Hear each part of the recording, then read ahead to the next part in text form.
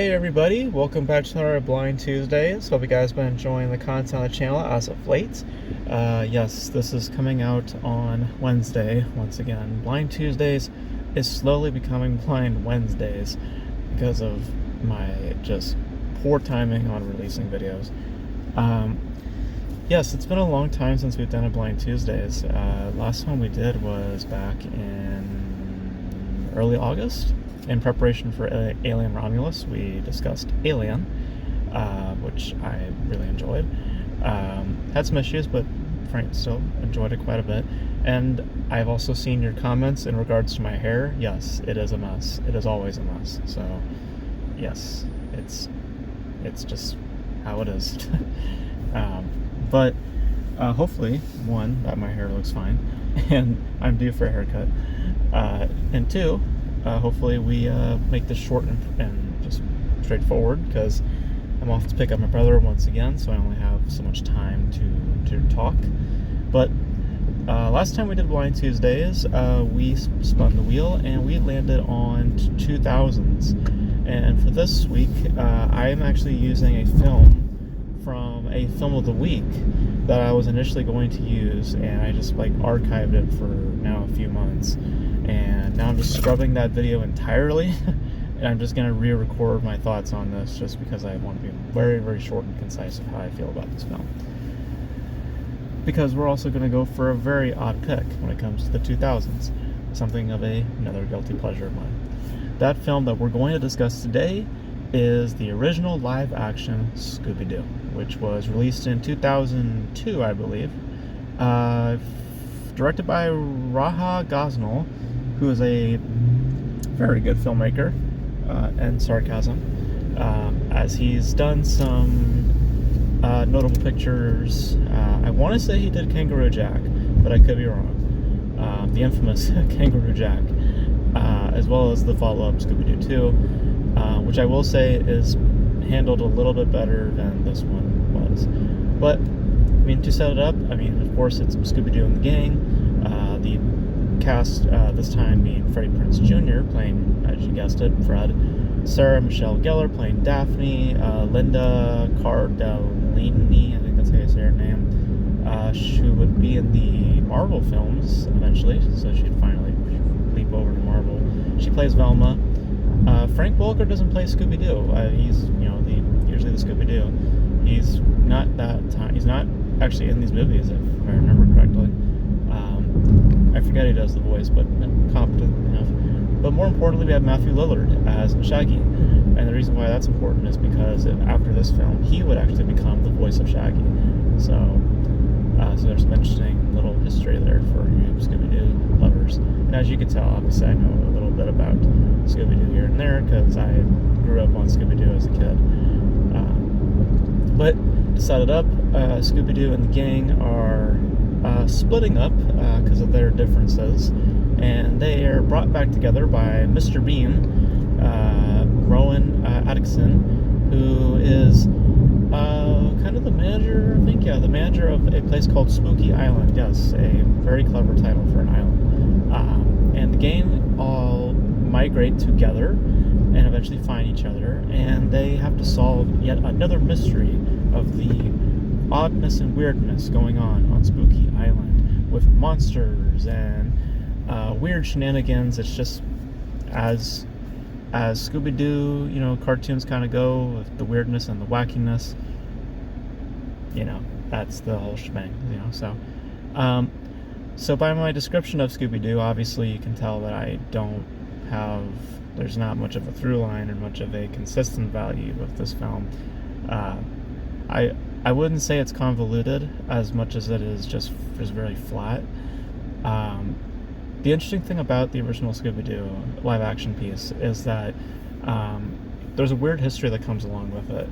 For those who don't know, the film was written by James Gunn, and that James Gunn, the guy who did the Guardians of the Galaxy films and currently working at DC, making the next Superman and all that. His original pitch for this film, or at least was originally conceived, was that it was supposed to be an R-rated film, and it was filmed in that intention. And then, of course, someone finally got their head clear and realized, wait a minute, we're doing Scooby-Doo. Why the hell would this be R-rated? You know, so then they decided that we needed to gear this back towards kids, and we got the version that's out there now. But you can definitely tell when you look at the jokes, the type of clothing, in the performances, specifically Matthew Lillard's. Like, there's references to like marijuana and other things like that. It's like you can see what the original concept was once you have that in mind, that this was meant to be an R-rated thing.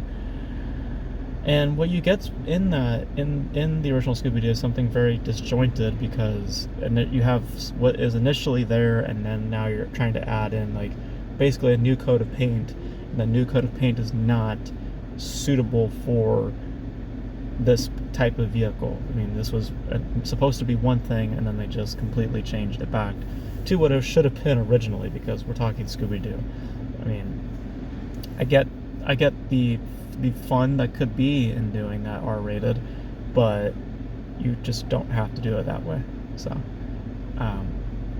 and it's, I mean, as it stands, I mean, there's just a lot of just, you know, just, I wouldn't say, again, not convolution, but it's just a lot of stale factor that I acknowledge fully is a huge guilty pleasure for me, because as much as I will tell you that I think that the film is very stale and just very without personality, I still get a kick out of it. I mean, I still can look at it and with fond memory as a child, and I don't think that the design of, Scooby-Doo, okay, comparing it to like Garfield, Bill Murray's Garfield, this is definitely not up there in terms of those types of adaptations. You know, I mean, I'm not saying Garfield is a masterpiece. I'm just saying that by recreation or by just interactions, live action interactions,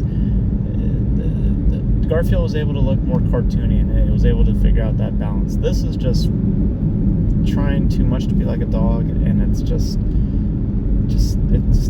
comes off looking a bit odd, you know. Not completely distracting, but definitely just, you know, like, okay, you know. But we're getting off track though. But I think that generally speaking, that you get a decent cast. I don't think that they're, you know, I don't think that they're miscast. I think Matthew Lillard does a good job, competent job as Shaggy, and Velma, and, you know, some other players involved. Like, they do fair work. I just think that it is just extremely, extremely stale, in that it is trying to wash away what was that original concept for something else, and that new flavor mixed in with what was originally, it just creates a certain concoction, I think that's how you say it, that when tasted, it just comes across as just you know. So, you know, thankfully it's not the taste of disgust. You know, when you taste it, just promotes that type of response. But it is more or less just that feeling of just like, okay, wow, like, there's really not much to this, really. Sorry about that. I guess I can't park here, even though I've parked here a few times, but whatever.